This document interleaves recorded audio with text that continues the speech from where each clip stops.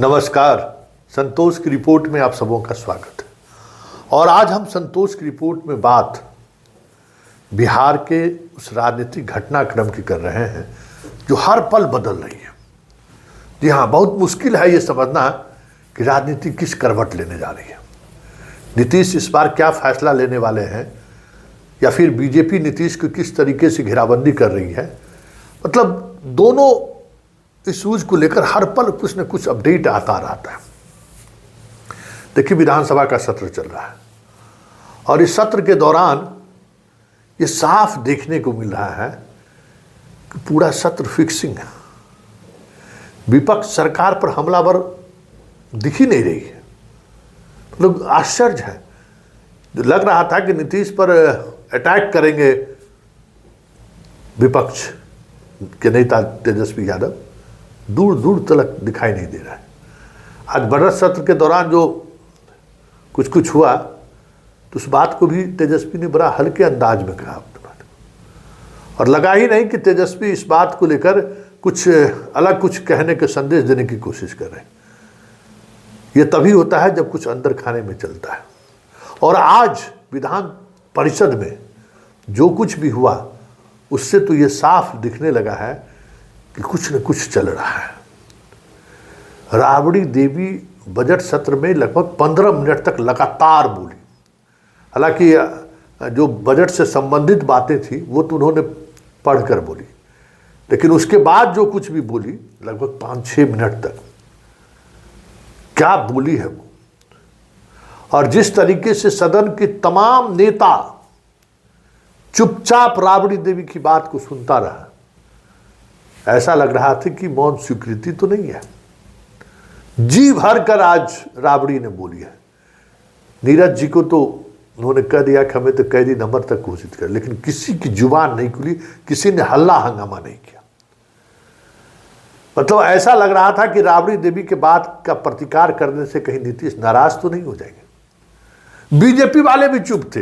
आश्चर्य की बात है कि जंगल राज के बात को वो धो रही थी और यहां तक कह दी कि लगता है ऊपर जाकर ही लोग इस तरीके की दुर्भावना से बाहर निकल पाएंगे। फिर भी सदन चुप रहा, किसी ने एक चू शब्द तक नहीं कहा। वह मरने तक का श्राप दे दी कि भाई ये लोग मरेगा तभी इसकी जुबान से हटेगा लालू परिवार, तब भी सब चुप रहा।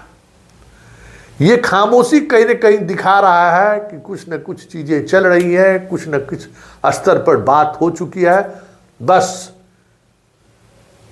उपयुक्त समय का इंतजार है। तो जरा राबड़ी देवी के उस भाषण को गौर से सुनिएगा, एक एक लाइन को सुनिएगा, और उससे आप समझ जाइएगा कि राबड़ी देवी कौन सी नैरेटिव सेट कर रही है।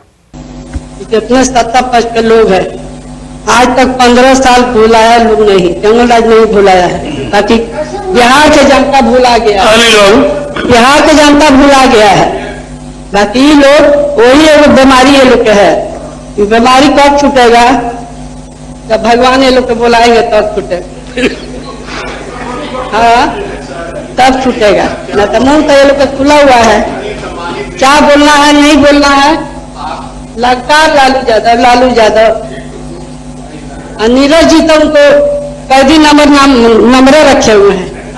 नीरज जी कहना चाहते हैं आपसे, महोदय से, कि हम लोग कहीं भागने वाले ना है। हम लोग ना चोरी किए हैं, ना चोरी आज तक सीबीआई ईडी वाला इनकम टैक्स आज तक चोरी नहीं पकड़ा है।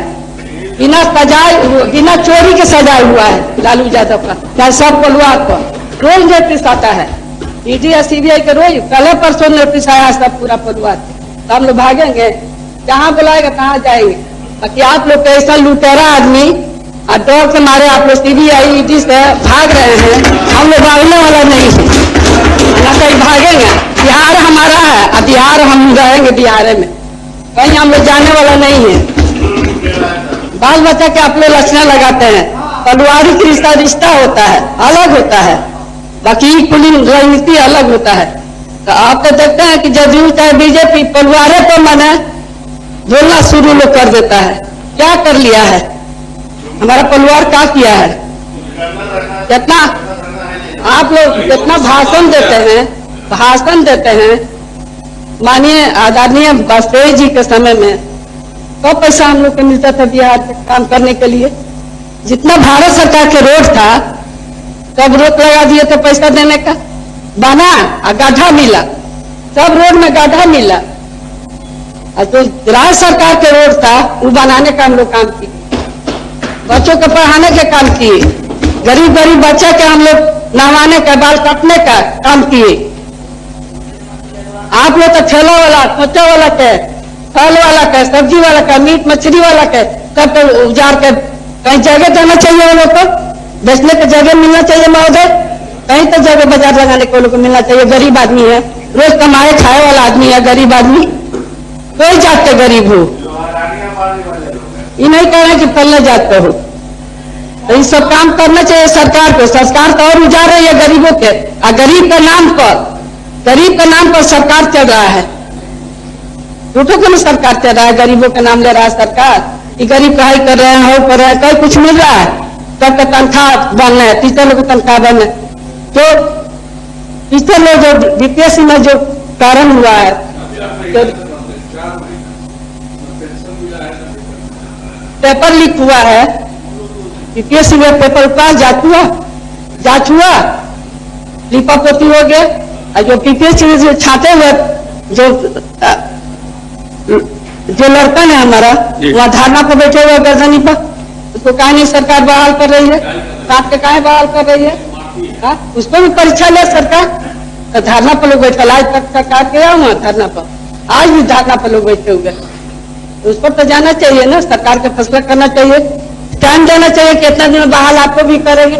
धरना हटा लेता तो सरकार तो कुछ कर नहीं रही है, खाली बोलने के लिए है कि हम बोल रहे हैं, कागज पत्र में खाली काम हो रहा है, जमीन पर काम नहीं हो रहा है, कोई चीज कुछ काम हो रहा है। तो सभी माने सदस्य को हम धन्यवाद देते हैं, आप मौका दिए हमको बोलने के लिए, आपको भी धन्यवाद, सबको धन्यवाद। तो आपने सुन लिया कि राबड़ी देवी क्या कह रही है और उनका अंदाज क्या है, और पूरे सदन की चुप्पी का मतलब आप समझ लिया होगा कि सदन चुप क्या है। एक तो हम बार बार जो कहते हैं ना कि जो पिछड़े की राजनीति है, वो राजनीति अचानक उन्हें संकट में खड़ा हुआ दिखने लगा है कि अब तो संकट में है। इसलिए होता है कि बाढ़ के समय में एक ही नाव पे मेढक भी रहता है, नेवला भी रहता है और सांप भी रहता है, और तब तक एक दूसरे पर अटैक नहीं करता है जब तक बाढ़ का पानी खत्म नहीं हो जाए। पेड़ पर सब तीनों बैठा रहेगा, एक ही पेड़ पर, एक दूसरे को टुकुर टुकुर देखेगा, लेकिन किसी पर कोई हमला नहीं करता, और तब हमला करता है जब चीजें सामान्य हो जाती है। कमोबेश यही स्थिति बिहार की राजनीति में इन दिनों देखने को मिल रही है कि बाढ़ और सुनामी का प्रलय देख पिछड़े की राजनीति करने वाले लोग किस तरीके से खामोश हैं, और ये खामोशी इस हद तक जा सकती है किसी ने सोचा नहीं होगा कि राबड़ी देवी पूरे जंगल राज को लेकर आज सामने बैठे जदयू और बीजेपी के नेताओं की धज्जी उड़ा दी। लेकिन जदयू को तो बात हम समझ में आया कि जदयू को कुछ चल रहा है, तो चलिए उस तरीके से आक्रामक नहीं होना है, हो सकता है कि संकेत हो, या ये लोग इस संकेत को समझ रहे होंगे, ये बात तो समझ में आई हमको। लेकिन बीजेपी की चुप्पी हमें समझ में नहीं आई। तो बीजेपी की चुप्पी संकेत है कि विधान परिषद में भी जो पिछड़े वर्ग से आने वाले जो लोग हैं वो भी इस बात को लेकर सजग है कि कुछ ऐसी बात ना हो कि सत्ता पिछड़ों के हाथों से निकल जाए।